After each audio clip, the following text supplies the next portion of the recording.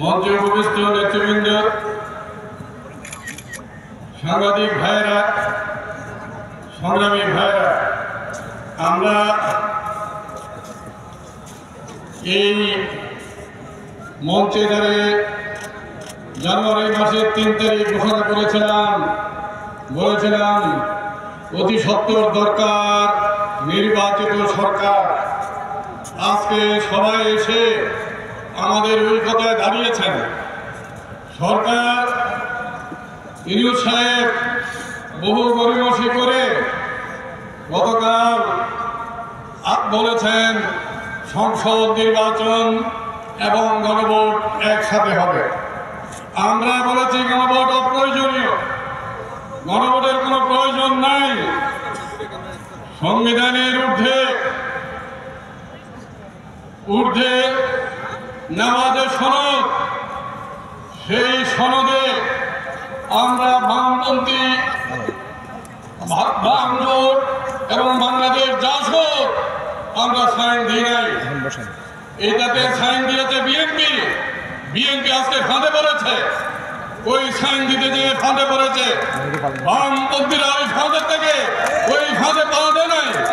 বন্ধুরা আমার, আজকে আমরা ওই যে জুলাই সনদ, বাংলাদেশের সংবিধানের ঊর্ধ্বে যে জুলাই সনদ আজকে যেটা স্বাক্ষর হয়েছে, ওই দিন 17 অক্টোবর ইউনূস সাহেব বলেছেন এই জুলাই সনদ জাদুঘরে থাকবে। আমি বলতে চাই অবশ্যই জাদুঘরে যাবে। ওই জুলাই সনদ বাংলাদেশে আলোর মুখ দেখবে না, জাদুঘরেই থাকবে। এটা পরিষ্কার করে দিতে চাই যে এই সংবিধান 4 মূলনীতি আমরা বলেছিলাম মে মাসের 13 তারিখ ওই আলী রিয়াজের ঐক্যমত কমিশনের ওখানে গিয়েছিলাম, বলেছিলাম 4 নীতি বাতিল করে দিতে চাই। আমি ওনাকে বললাম বাংলাদেশের সংবিধান 72 সংবিধান 4 নীতি খুন হয়ে যায় নাই।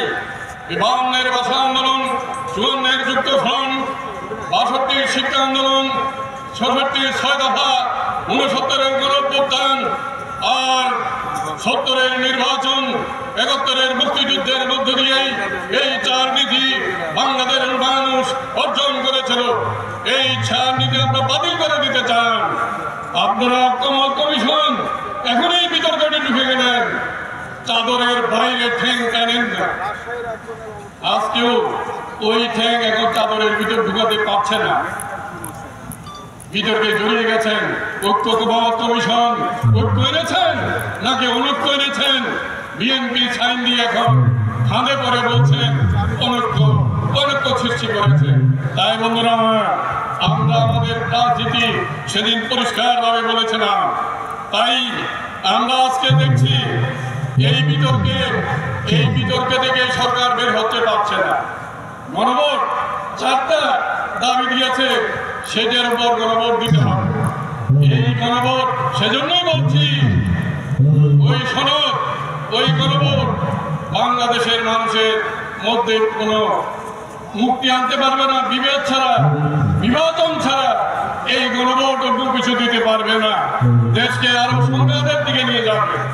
তাই আজকে আমরা যেটা বলতে চাই, 2024 যে গণঅভ্যুত্থান হয়েছে, কেন হয়েছে? সেটা হয়েছে 2014, 2018, 2024-এ মানুষ নিজের ভোট নিজে দিতে পারে নাই। 24-এর আকাঙ্ক্ষা কি ছিল? গণতন্ত্র এবং বৈষম্য বিরোধিতা, অন্য কিছু ছিল না সেখানে। 24-এর ওই গণঅভ্যুত্থানের এজেন্ডার মধ্যে 72-এর সংবিধানকে কবর দিতে হবে। 24-এর ওই আন্দোলনে 4 নীতি বাতিল করে দিতে হবে, এরকম কোন এজেন্ডা ছিল না। এই এজেন্ডা এনেছে এনসিপি, এই এজেন্ডা এনেছে ঐক্যমত কমিশন, এই এজেন্ডা এনেছে জামাত ইসলাম। এর মধ্য দিয়েই আজকে জাতিকে বিভক্ত করা হয়েছে। ওই যে ঐক্য গড়ে উঠেছিল 24-এ, তার মধ্যে অনেকের সৃষ্টি করা হয়েছে। এদের মধ্য দিয়েই আজ স্বৈরাচার পুনর্বাসিত হওয়ার সম্ভাবনা সৃষ্টি হয়েছে। কারা সম্ভাবনা সৃষ্টি করেছে? কারা স্বৈরাচারের দোষর? যারা এই বিতর্কে এনেছেন তারাই স্বৈরাচারের দোষর, আজকে অন্য কেউ না।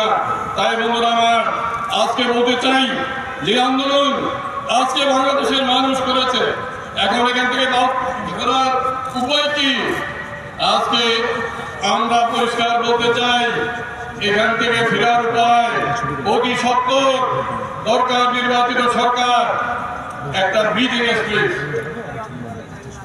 বাংলাদেশের মানুষের দম বন্ধ অবস্থা, এই দম বন্ধ অবস্থা থেকে মুক্তি পাওয়ার জন্য মানুষ একটা ব্রিজিং স্পেস চাচ্ছে।